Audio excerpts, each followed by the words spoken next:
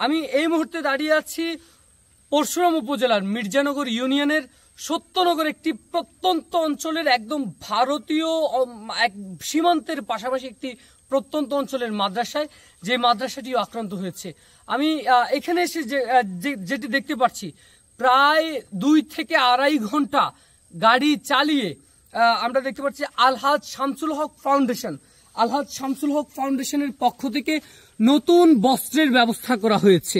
আলহাজ শামসুল হক ফাউন্ডেশনের এখানে আমরা দেখতে পাচ্ছি যে স্থানীয় নেতৃবৃন্দ এবং এটার যিনি প্রতিষ্ঠাতা অর্থাৎ চেয়ারম্যান নাসির ভাই এখানে কিন্তু আছেন। আমি প্রথমে এখানকার স্থানীয় যে মাদ্রাসা দায়িত্বশীল যারা আছেন তাদের সঙ্গে একটু কথা বলতে চাই। আজকে বন্যার অন্তত 5 থেকে 6 দিন হতে চললো আক্রান্ত, অর্থাৎ পানি ওঠার। এর আগে আপনার এখানে কি কেউ এসেছে? এই মাদ্রাসায় কেউ খোঁজ খবর নিয়েছে? না, আমাদের এখানে কেউ আসে নাই। আমাদের এটা হলো পরশুরাম থেকে 7 কিলোমিটার ভিতরে। আরো বাকি যারা পরশুরামের আশেপাশে আছেন তারা পাইতেছেন, বাকি আমাদের এদিকে এখনো পর্যন্ত কেউ আসে নাই। এই সর্বপ্রথম আলহাজ শামসুল হক ফাউন্ডেশন থেকে তারা আমাদের জন্য বস্ত্র এবং খাবার নিয়ে আসছেন। আচ্ছা, অসংখ্য ধন্যবাদ। তার মানে এর আগে আপনারা কেউ এখানে আসে নাই? এখানে ছাত্রছাত্রী কতজন আছে? এখানে ছাত্রছাত্রী 100 জনের উপরে আছে। ধন্যবাদ আপনাকে।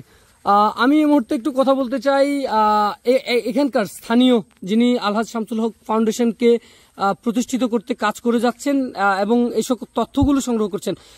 আপনি একটু আমাকে জানাবেন যে অনেকেই দিচ্ছে কিন্তু প্রত্যন্ত অঞ্চলে আসলে কেউ কেন আসছে না? এখানে সঠিক তথ্যের অভাব আছে। অনেকে জানে না যে শুধুমাত্র তারা আবেগের বশবর্তী হয়ে রাস্তার পাশে কিছু লোককে দিয়ে চলে যাচ্ছে, একেবারে খুঁটে খুঁটে কারা অসহায় দরিদ্র আছে, কারা ক্ষতিগ্রস্ত, এটা বের করার তারা চেষ্টা করছে না। কিন্তু আলহাজ শামসুল হক ফাউন্ডেশন যিনি কর্ণধার নাসির ভাই আমার সাথেই আছেন, উনি অত্যন্ত আন্তরিকতার সাথে একেবারে যেখানে সমস্যাগ্রস্ত মানুষ, যেখানে সমস্যা সেখানে খুঁটে খুঁটে বের করে সেখানে উনি যাওয়ার চেষ্টা করছেন। ধন্যবাদ আপনাকে, ধন্যবাদ। আমি একটু নাসির ভাইয়ের সাথে কথা বলতে চাই। নাসির ভাই, আপনি আজকে প্রথম দিন থেকেই আপনি ফেনীর মানুষের পাশে দাঁড়াচ্ছেন, কাজ করছেন। প্রত্যন্ত অঞ্চলে যাওয়ার আমি অল্প কিছুক্ষণের সময়ের মধ্যে আপনার যেভাবে যাচাই বাছাই সাধারণ মানুষের সঙ্গে কথা বলা এটি দেখলাম। রাস্তায় প্রচুর পরিমাণে খাবার আছে, একজনে 10-12 পাচ্ছে, কিন্তু এই অঞ্চলগুলোতে কোনো গাড়ি নাই, কোনো খাবার নাই, ইন্টারনেট নাই, বিদ্যুৎ নাই, কেউ আসলে যে খাবে বা বলবে কাউকে সেই সুযোগটুকুও নাই। এক্ষেত্রে আসলে আপনি অন্যদেরকে কি বলতে চান? আপনার এই উদ্যোগের বিষয় তো আমরা দেখছি। ধন্যবাদ আপনাকে। আমি 18 বছর ধরে এই লাইনে আছি, সেবার লাইনে। সাপোজ এই ফেনী নোয়াখালী আক্রান্ত হয়েছে, এখানে তাহলে ত্রাণ বলেন ভালোবাসার উপসামগ্রী তাহলে কোথেকে আসবে? আমার ইন্টারনেট দরকার নাই, মোবাইল দরকার নাই, যে পয়েন্ট হয় চিটাং থেকে আসবে না ঢাকা থেকে আসবে।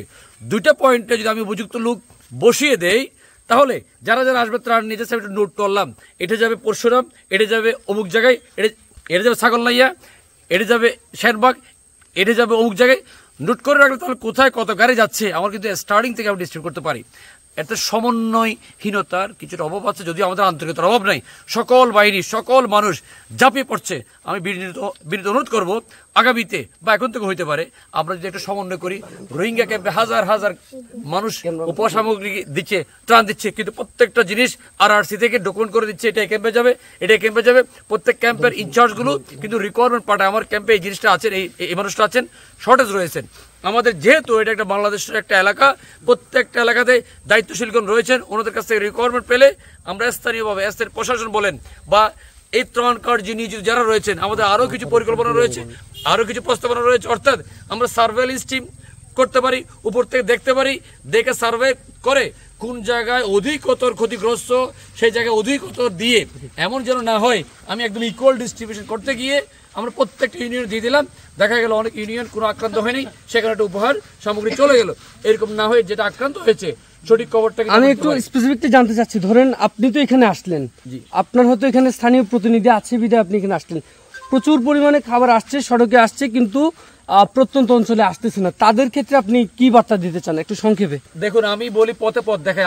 আমি খুঁজতে চেষ্টা করেছি প্রত্যন্ত অঞ্চলের মানুষ আমাকে খুঁজে বের করেছে। আমি যেখানে গিয়েছি সেখানে জিজ্ঞেস করেছি প্রত্যন্ত অঞ্চলে দায়িত্বশীল কারা রয়েছে, কারা কারা অবহেলিত রয়েছে। আমি প্রত্যেক স্বেচ্ছাসেবী বা যারা উপহার সামগ্রী দিচ্ছে প্রত্যেকে অনুরোধ করবো আপনি একটু প্রত্যন্ত অঞ্চল খুঁজে বের করুন, আপনার এই ভালোবাসার উপহার সামগ্রীগুলো ওদের হাতে উঠিয়ে দিন। রাস্তার পাশে মেলা মেরে যেগুলো আমরা দিচ্ছি যেগুলো ছুটে দিচ্ছি, অনেক জায়গায় রাস্তার মধ্যে পরে আছে, রাস্তার গাড়ির চাকার নিচে পরে এখন এটা দোলামলিন হয়ে গেছে, আপনার খাবারটা পরে উপযুক্ত নাই। প্রত্যেকে অনুরোধ করবো প্রত্যন্ত অঞ্চলে চলে আসুন। ধন্যবাদ আপনাকে। আপনি যেটা আসলে বললো যে খাবার নষ্ট হয়ে যাওয়ার একটি বিষয় আছে, একজন একাধিক খাবার পাওয়ার বিষয় আছে। স্থানীয়দের আসলে দাবি যে মূলত যারা বন্যা দুর্গত এলাকার মানুষ তারা এই খাবারগুলো পাচ্ছে না।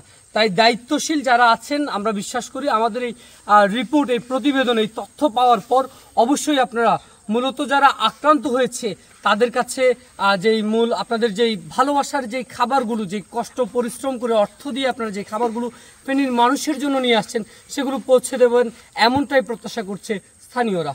M A Akash, C+ TV, Feni.